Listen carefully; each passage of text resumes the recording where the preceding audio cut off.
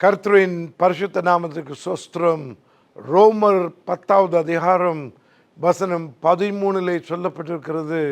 கடைசி நாட்களிலே யாரெல்லாம் ஆண்டவர் இயேசுவின் நாமத்தை அழைக்கிறார்களோ அவர்கள் ரட்சிப்பை அடைவார்கள் என்று வேதம் சொல்லுகிறது.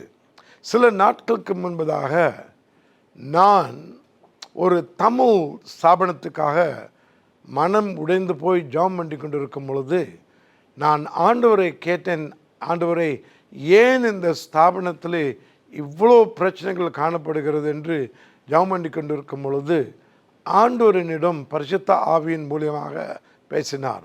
என்ன சொன்னார் என்றால், ஒன்றாவது இந்த ஸ்தாபனத்தை நான் மீண்டுமாக உயற்றுவேன், வருத்தப்படாதே, கவலைப்படாதே என்று சொன்னார். இரண்டாவது ஆண்டவர் சொன்னது ஒரு சந்தோஷமான செய்தி.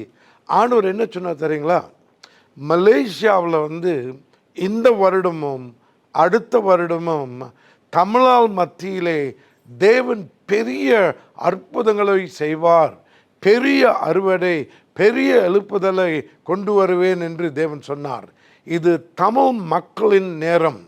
பல சபைகள் வளரும், அது மட்டும் இல்லாமல் எல்லா சபைகளும் ஆத்மா வரும் என்று தேவன் சொன்னார்.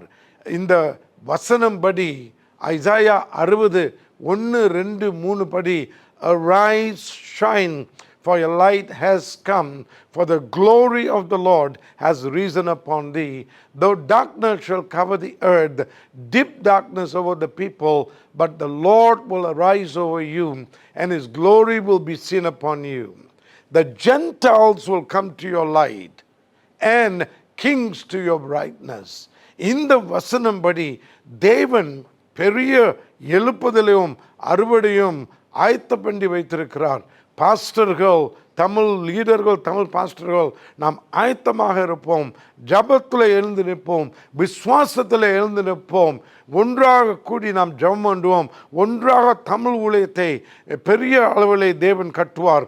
பல சபைகள், ஆயிரக்கணக்கான மக்கள் வருவார் என்று தேவன் சொன்னார். அதே போல் இந்த தரிசனத்துக்கு நாம் கீழ்ப்படிந்து தமிழ் ஊழியத்தை மன இரக்கத்தோடு செய்வோம். இயேசுவின் நாமத்திலே உங்களெல்லாம் நான் வாழ்த்துகிறேன். தேவன் கண்டிப்பாக உங்களை ஆசீர்வதிப்பார். ஆமென்.